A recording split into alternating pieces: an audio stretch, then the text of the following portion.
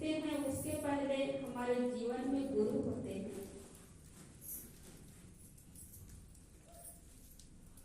कितने विद्वान हो, पढ़े लिखे हो, लेकिन आदमी अहंकार करते हैं कि हमें अपने जीवन में गुरु की क्या जरूरत है, गुरु की क्या आवश्यकता है। किसी ग्रंथ को पढ़ करके हम कुछ सीख सकते हैं, सत्संग सुनकर कुछ सीख सकते हैं, पढ़ लिख करके सीख सकते हैं, किसी महापुरुष के वचनों को सुन करके सीख सकते हैं, लेकिन बिना सिखाए कोई अपने जीवन में आगे नहीं बढ़ सकते हैं, कुछ ज्ञान प्राप्त नहीं कर सकते हैं। और ज्ञान प्राप्त करने के लिए हमारे मन में विनम्रता होनी चाहिए। हम अहंकार लिए बैठेंगे तो किसी से कुछ सीख नहीं सकते हैं। तो विनम्र होने की आवश्यकता है, झुकने की आवश्यकता है। किसी से हम कुछ लेना चाहते हैं तो उसके सामने झुकते हैं, अकड़ करके खड़े रहेंगे तो किसी से हम कुछ ले नहीं सकते हैं। इसलिए पग पग पर गुरु की आवश्यकता है। एक साइकिल का पंचर बनाने वाला है, वह भी किसी गुरु से सीखे हैं। एक झाड़ू लगाते हैं बहुत बढ़िया, वह भी किसी गुरु से सीखे हैं।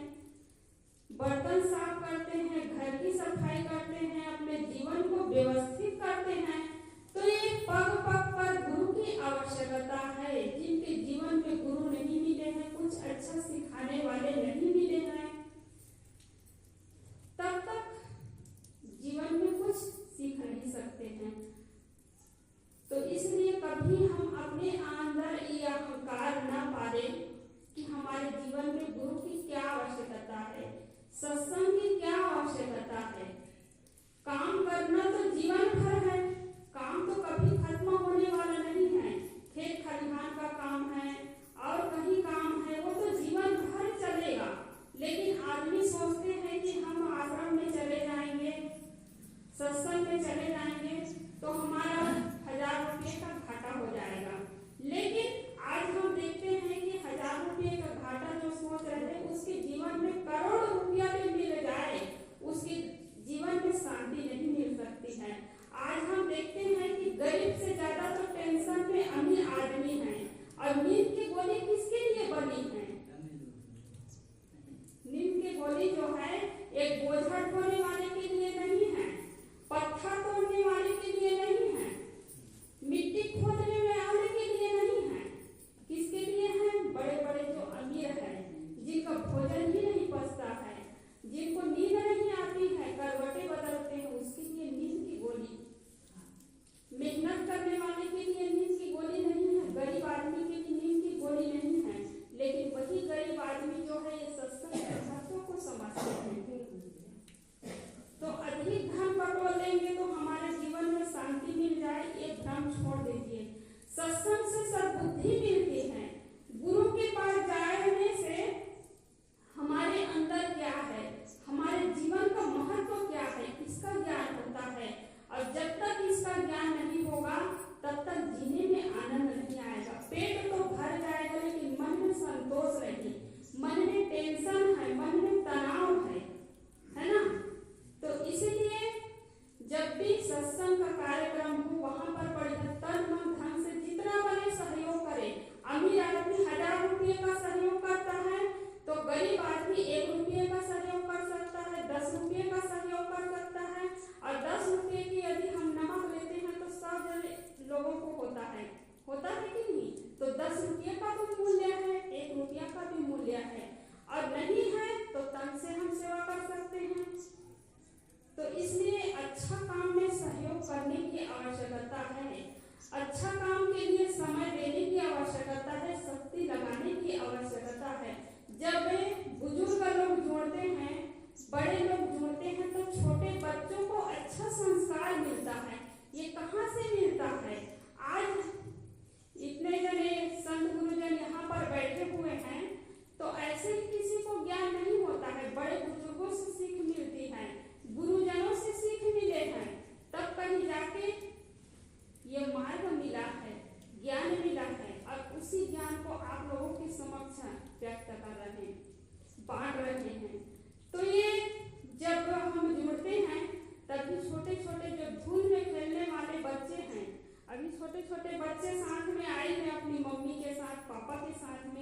तो जहाँ जहाँ उनके मम्मी पापा जाएंगे, है ना, जहाँ जहाँ उनके मम्मी पापा जाएंगे वहाँ वहाँ बच्चा जाएगा, और जिस जगह पे जाएंगे उस जगह का ज्ञान उसको भी होगा, वही संस्कार उसको मिलेगा।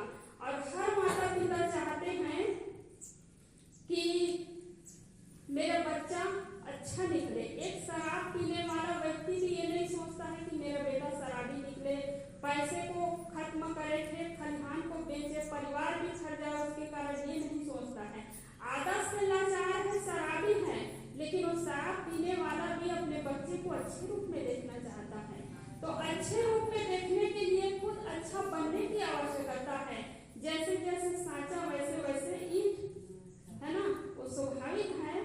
और कई माता पिता बहुत अच्छे हैं, उसके बावजूद भी ये बच्चा नालायक निकल जाता है ना। तो अपनी तरफ से तो प्रयास करना चाहिए। खुद का संस्कार एक जीव का संस्कार होता है, और जो संस्कार प्रबल होगा वही जागृत होगा। तो उसके लिए ये संगत की आवश्यकता है। अच्छी संगति से अच्छा संस्कार जगेगा, और बुरी संगति से बुरा संस्कार जगेगा। इसलिए संगति अच्छी होनी चाहिए। जहाँ सत्संग में जाया जाए तो खुद का जीवन अच्छा बनता है, और बाहर हम धन दौलत तो कमाते हैं, उसकी जरूरत तो है, क्योंकि ये तन भौतिक है, तो भौतिक चीज की आवश्यकता है। रोटी के बिना तो जीवन चलेगा नहीं, क्योंकि शरीर जड़ है, शरीर भौतिक है, इसलिए हमें रोटी की भी आवश्यकता है।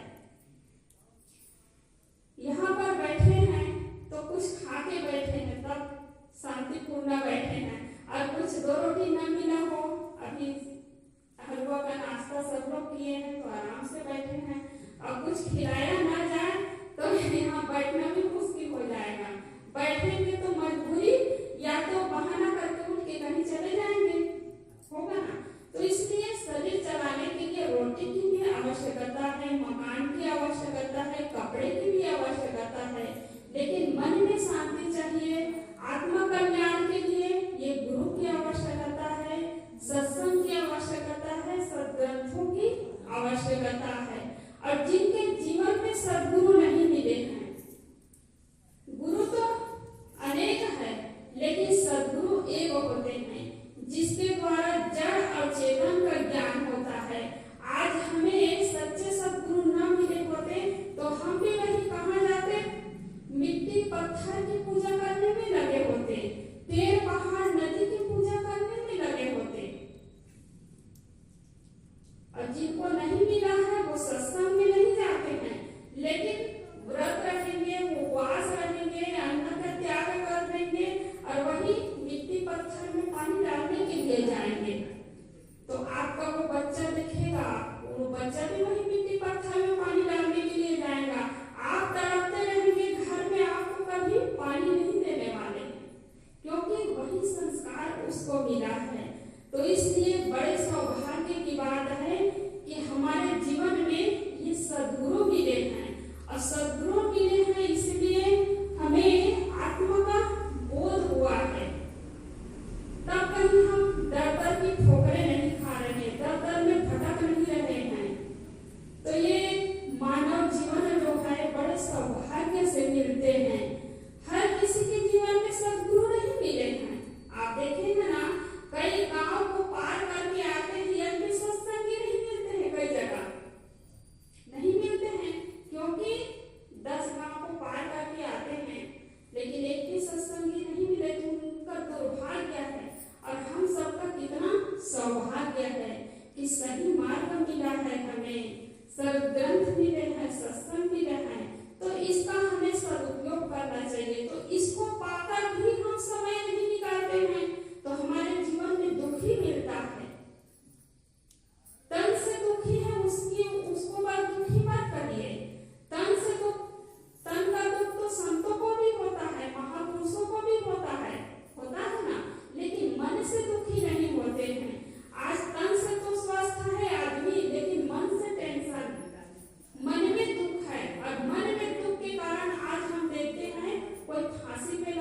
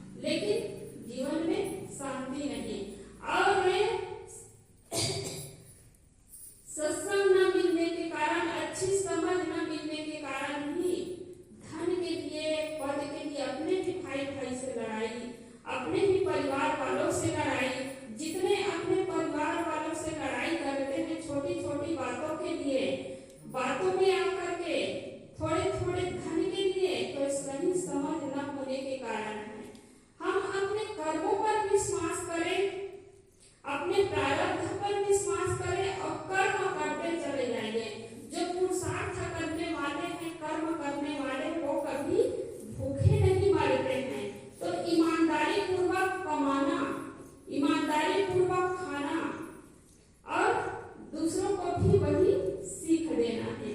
तो ये हमें सत्संग से मिलता है।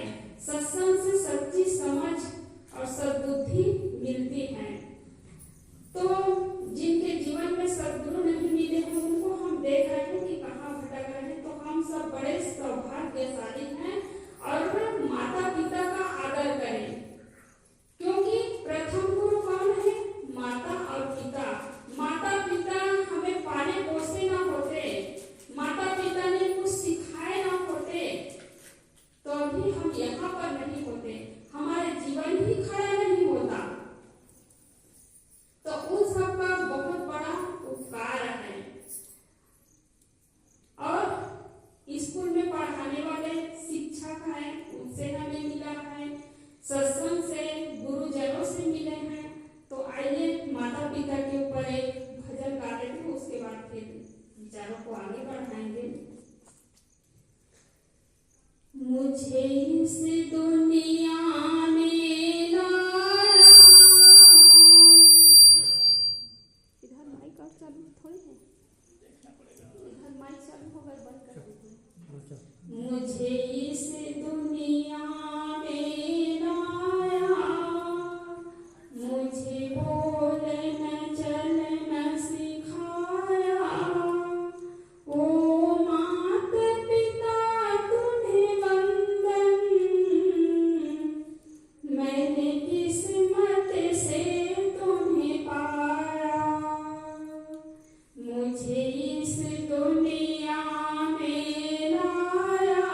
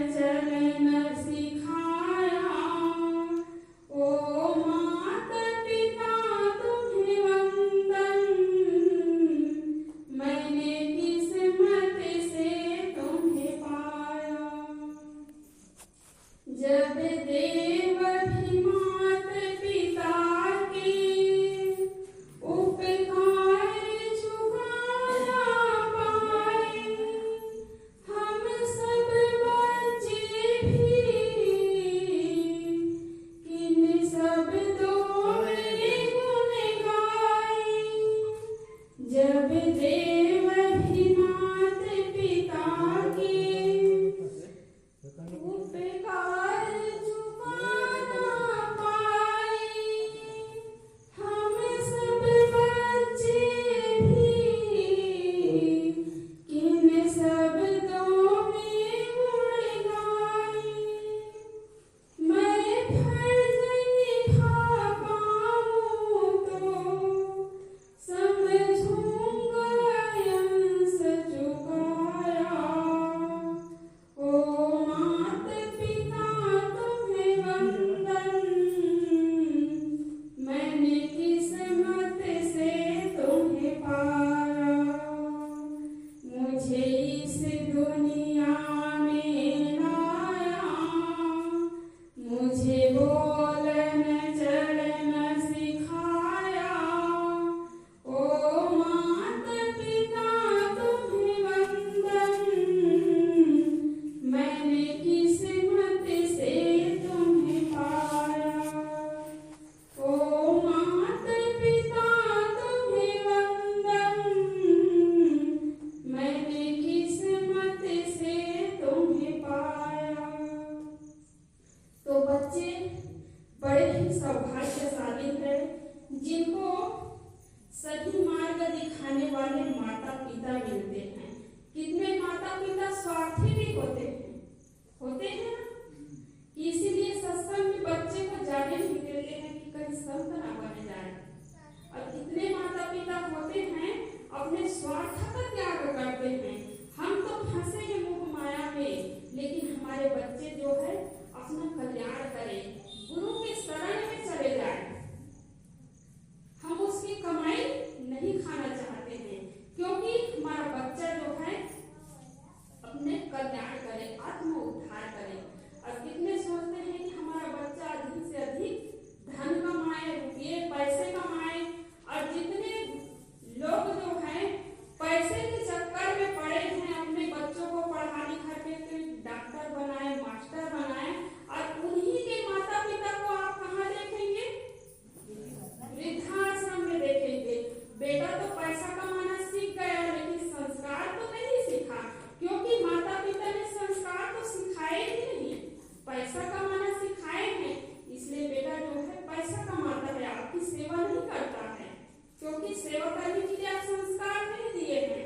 तो जितने बड़े बड़े लोग हैं उनके पास टाइम नहीं है कि अपने माँ बाप को पूछ ले, माँ बाप की सेवा कर ले, तो वही पैसा देते हैं, वृद्धाश्रम में भेज देते हैं।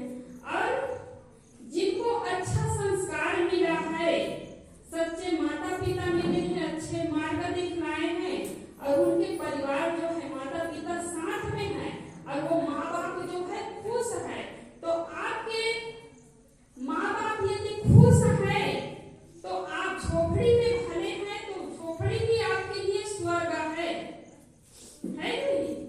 झोपड़ी भी आपके लिए स्वर्ग है, माँ बाप के लिए स्वर्ग है। और माँ बाप की सेवा तो कोई भी बड़ी वृद्धाश्रम में, लेकिन अपने बेटे से, अपने बच्चे से दूर रहेगा कोई माँ बाप खुश नहीं रह सकते हैं।